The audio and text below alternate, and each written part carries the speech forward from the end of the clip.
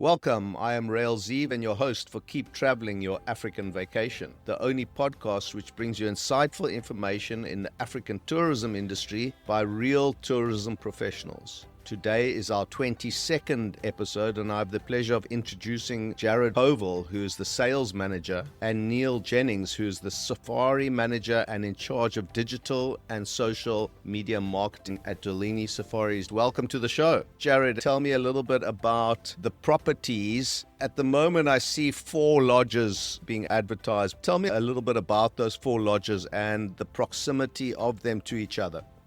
So we've got 3 lodges in South Africa in the Sabi Sands Nature Reserve. They're all really close, all sort of within 12-minute drive. Dulini Moya, which is situated in the middle of what's called the western section of the Sabi. And from Dulini Moya to Dulini River is probably about 10-12-minute drive, game drive speed. And then from River to Leadwood is about 3-4-minute game drives. So those 2 are really close. And then from Moya to Leadwood is about 10 minutes. Dulini Zambezi is our new offering. We've just opened up. And we're very excited about our new product opening up and in time to come, and don't want to give too much away in terms of spoilers, but we are looking in Okavango Delta in Botswana. So Jaryd, the Lower Zambezi, that's very exciting. I count the Lower Zambezi as my second home. I spend a lot of time there, so I'm very excited for that property of yours.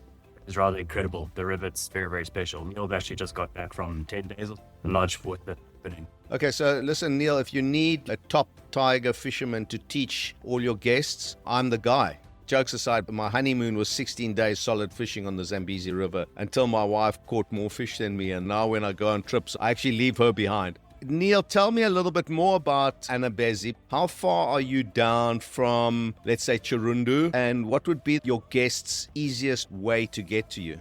Yeah, so from the gate of the reserve, it's about a 2.5, 3-hour drive. So we're quite far east on the reserve. So it's beautiful and remote. We don't get a lot of vehicles and not a lot of lodges around us. It's in a true wilderness area. And that's what I think I love so much. You don't see a lot of cars, great game viewing. So it's in a really special place in the Anna-Tree Forest. So incredible location on the Zambezi River like we've just spoken about. And the easiest way for the guests to come in there is by flight. So there are scheduled flights that come into one of the airstrips 3 times a day. And that's about a 45 to an hour drive from the airstrip to the lodge. But we do have a much closer airstrip that chartered airplanes can fly into as well. And that's only about a 10-15 minute drive from it. So yeah, a charter option is obviously great, a little bit more expensive, but it's easy access on various airstrips into the area. The airstrip that you're referring to, or the airport that you're referring to, is that Mfui Airport? No, so we've got 2 that are relatively quite close to us. Jeki Airstrip is the one that's about an hour's drive away, and then Kalepu Airstrip is the one that's about 10-15 minute drive away. Jaryd, let's just go back to the 3 original lodges, which are fairly close and based by Sabi Sands. International guests that want to get to you, what's their best route? Most of the time guests come to the Sabi Sands.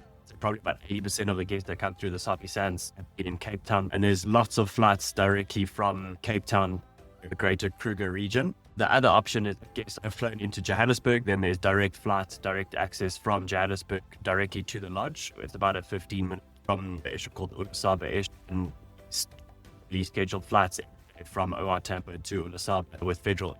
And we pick in our open game drive vehicles and have a 10-minute mini game drive down to the lodges. Otherwise, our different options, the road transfer from Skokuza is about an hour's transfer through the Kruger and then out the Kruger and then into the Sabi Sands for the last half an hour. The third option is the biggest of the 3 airports. It's actually a proper airport called KMA, Kruger Mpumalanga International Airport, and that's about a 2 hours, 15-minute road transfer from there to the lodges.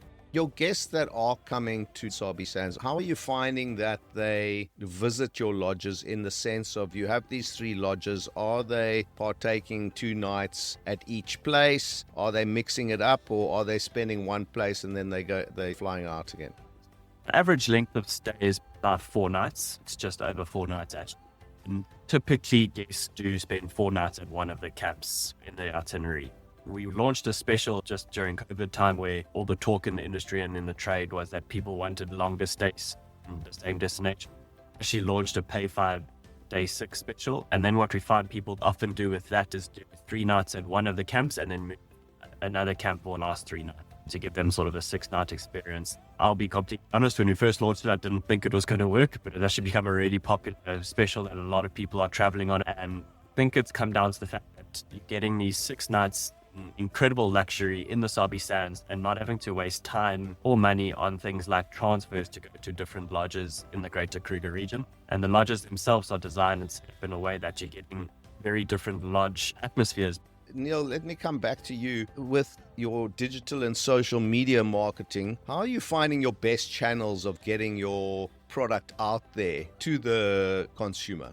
Our biggest and most popular channel at the moment is Instagram, and that's been doing really well for us lately. So that, I'd say, is our biggest at the moment. Facebook's also been really good for us. Also got a big following on that. And we're currently working a lot this year on our YouTube. So making a lot more long-form content, showing off the lodge side a bit more, maybe the people's story within the lodge, getting to know the staff a bit better, also making long-form wildlife content. So yeah, those three channels are what we're targeting and aiming at mostly. How do you present your product to be different to the lodge next door or your competitors? I think a big thing for us at Dulini is intimacy. If you look at our lodges, that's the way they're set up. And we look the same in our wildlife encounters. Obviously, we've got a very high density of wildlife in the area. So we try and portray on the game drive side of things, especially very intimate moments with animals, special moments, maybe mom and cubs, predator interaction, young animals. So a lot of stuff that is visually very appealing, but also might target people's heartstrings a bit, because that is a lot of sort of the guests that we are getting in. We're getting a lot of honeymooner guests, multi-generational families, couple, but we also try and show off the experience side of things as well quite a lot. So the beautiful sunsets on the rivers that we get, beautiful animal encounters on the sand river that we do have. So we also try and show off the variety of the area that we do have, the sort of changed environments, the special settings along the rivers, maybe little copy sunset pictures, all those kind of nice detail that sort of might also appeal to people. Jaryd, what activities do you offer at the Sabi Sands lodges? With the Sabi Sands being very much a high density fire destination, most of the guests will do 2 game drives every day. On top of that, we do offer walking safaris. We always have guides available. We can do fishing on the Sand River. I wouldn't like it to tiger fishing. It's much more of a relaxed sort of atmosphere. For children-based activities, Neil's probably better suited to name some of the things we can offer kids, from spending time in the kitchen, going out with trackers and rangers, learning how to track and looking at tracks and doing cluster Paris casting of footprints or lion tracks, things like that.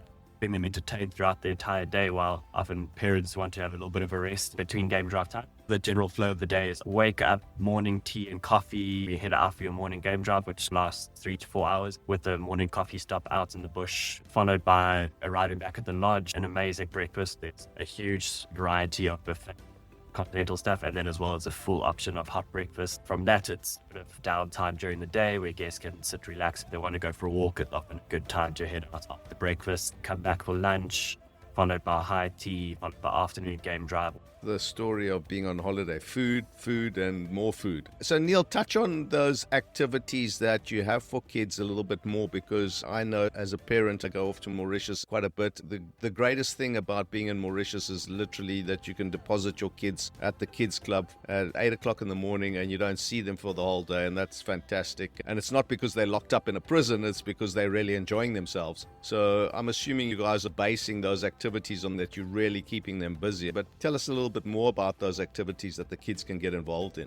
Yeah, I think what Jaryd touched on covers a lot of them. So within the local culture, our trackers, for instance, they've grown up making little bows and arrows or bracelets or things they can use while they're out in the bush. And that's what we try and teach the kids as well. Stimulate their mind, let them build the bracelet, teach them about the tracks, all those kind of things. So we just try and get them involved in local culture, get them into the environment in terms of the bush. We also do offer, if the parents allow it, they can do target shooting if they want. It is with a very small caliber weapon, and it's just their favorite targets. And they can go fishing. They can go fishing with our trackers and guides who love fishing out here. So it's just getting them away from their cell phones, which is obviously a very big thing these days, and getting them more immersed into the environment. Let's talk about the staff that you have at the camps. Are you bringing people through a grassroots system of some kind to be able to now stay on at the lodge and work and better themselves?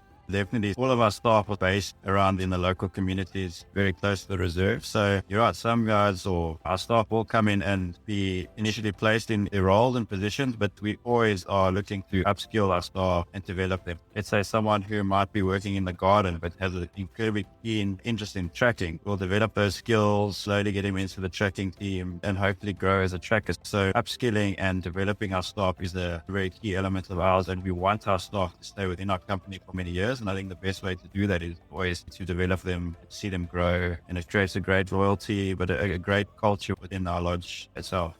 Tell me, Jaryd, on a sustainability level, are you growing any of your own produce at the camps, and how are you producing energy? It's a little bit of a mixture at the moment. It's actually a very interesting question because we've been doing lots of research over the last 2 years at Dulini Stand Out. The ability to run completely off solar. It's got a big solar field that does run it during the day. With the energy draw at night, we are still connected to the grid to assist with air conditioners and pool pumps, a sort of heavy draw item. So that's really good consumption. Looking at potentially doing the same at River and Lake. They both completely on grid at the moment. Dulini and Zambezi is completely solar based. With enough in Okavango, it will also be completely solar based. The reason it's quite an interesting question is because we're actually busy looking at ways on how to use hydrogen generators and actually have our own hydrogen splitting plant that we use to power the entire system. That's one of the reasons why we haven't actually gone solar at Leadwood and River at this stage. Regarding other aspects of conservation, a big chunk of land that sort of is under our stewardship, and after it, we do have teams on site at all lodges eradicating anything that's not supposed to be there. We also have grey water systems at all the camps as well. Any sort of water goes through the grey water. It's refiltered and reused to water the gardens. All our water bottles are used at the lodge, all glass. We give guests water bottles that can continuously be refilled rather than having plastic bottles around. Neil, I noticed there's still quite a lot of netting by the locals on the river. But when you speak to the authorities, they seem to be trying to put some kind of system in there where they're starting to try and educate the locals. Listen, use this size net, not a mosquito net that you're going to catch every single fish. Do you find that's happening in that area at Zambezi? Within the national park, there is a massive push in recent years for conservation. I know they're upskilling a lot of the anti-poaching teams there, and there's a lot of patrols going on the land and water. So there's definitely a real sort of push to make sure that conservation in the water and on land is being properly carried out, monitored, and that people are following within the lodges and within the camps, and that the reserve is doing the same. Do you think everything's moving in a positive way? Definitely. I think with tourism picking up in that area, the people are understanding the value of tourism into the area. The local communities are being well supported by a lot of the lodges. They realize that when people come in, they're creating jobs, they're creating a lot of opportunities for people in the surrounding communities. So I think if I was speaking to a lot of the local guides there, the way that they're starting to learn and care about more animals, the people in the communities are becoming a lot more aware of conservation. As an example, as you leave the reserve, what's called the game management area. And in previous times, there used to be a lot of wildlife conflict between the African wild dogs and the community. So there's actually more signage up on the roads telling people to drive a lot more slower. People go out and tell the community about the wild dogs, and that even though they do come in and they might kill some of their livestock, they should report it as soon as they can to the authorities, and they'll deal with it instead of rather shooting the wild dog or poisoning them. Like I said, with tourism growing in that area, people are realizing the massive impact that it will have on them, and it's definitely a very positive thing, I think, going forward. That's excellent. I fully believe that's the way we have to go. Otherwise, we're not going to have an industry for very long. Jaryd, you've touched on the proposed new lodge in Okavango a couple of times. So let's just touch on that in a little bit more detail. Are you buying an existing business, or was Dulini starting from the ground up, and when will you be open? Complete pioneering projects. It's a completely untapped, unused part of Okavango Delta. Its proposed opening date at the moment will be about June next year. Just depends when we can start building. We just put in discussions about proposed dates, timeline, estimation. Always building a decent buffer end of that, because we know what happens with building in the bit of time. Brand new lodge, from infrastructure to roads to gateway destination. Neil, I'm just going to put you on the spot because it seems like Jaryd's spoken more than you. You've been in the tourism game for many years now. give the listeners a particular funny incident that might have happened to you during your time in the tourism game. It might be an incident with an animal, it might be an incident with some guests. And I haven't preempted you on this because I want it to be something that's going to live with you for the rest of your life. This story, it's funny, and at the time it wasn't very funny, but now when I tell all my guests the story, they laugh. I had 4 Dutch guests with me, and it was just them on the vehicle, and they literally, the time we got back in the morning, till afternoon game drive, the cab manager told me that they had been drinking wine literally all day. So by the time we got on the vehicle, they were quite looked after by the alcohol, and we went on drive, and I couldn't see that there was going to be a massive problem initially, but the more we got into drive and the alcohol was kicking in, I thought, oh man, this could go anywhere. Literally, our first sighting was this beautiful herd of elephants crossing the road, and on the other end of these elephants were a vehicle, which my guests had already seen, and by the time this herd of elephants passed, revealing this vehicle in the background, this other ranger just looked at me and just said on the radio, "Neil, you really need to look behind you."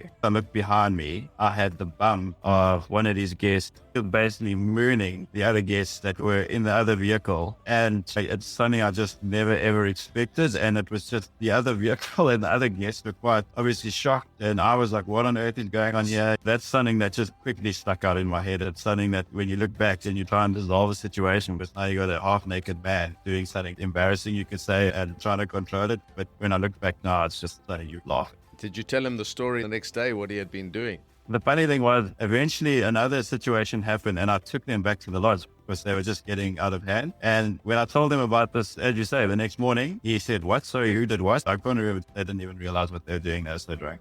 Jaryd, just finishing off, I know that Dulini has been kind in donating a prize giveaway for the podcast. Would you, in your own words, tell the listeners more about what you're going to be giving away? Yeah, so we'll be giving away a 2-night stay for 2 people. It can either be used at Sabi Sands Lodges or at Zambezi. They can always chat to you about extending that as well. And that will be a fully inclusive accommodations, meals, game drives, drinks, you name it. We're looking forward to having a lucky listener in the park and visit us. For anyone that's listening, they're going to definitely look at dulini.com, have a look at those 4 lodges that the 2 gents are talking about, and I'm sure that we're going to get a lucky listener coming in. Gents, it's been a real pleasure. Thank you very much for your time and learning more about your properties. I'm super excited to know that you're keeping on expanding, and I look forward to hearing more about Okavanga and how you get on at Zambezi. But gents, thanks again. Thanks very much for coming on the show.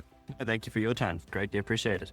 Thank you so much, Rael. It's been great. Thank you very much. And that was Jaryd, Powell and Neil Jennings from the Dulini Group of Lodges in the Sabi Sands Reserve. Do not forget that fantastic prize giveaway of an all-inclusive 2-night stay at one of the Dulini Lodges. All the entry details can be found in the show notes of this episode, or head over to www.wildsunsets.travel/podcast. If you enjoyed the show, please rate the show on Apple Podcasts or drop me an email. Tune in again next week when we will be chatting to Paul Simpkin, who's the owner of Nkwichi, an amazing lodge on the shores of Lake Malawi. My name is Rael Zeev, and consider this. A few years from now, you will not remember how much it cost you, but you will still remember the memories you made. Keep traveling.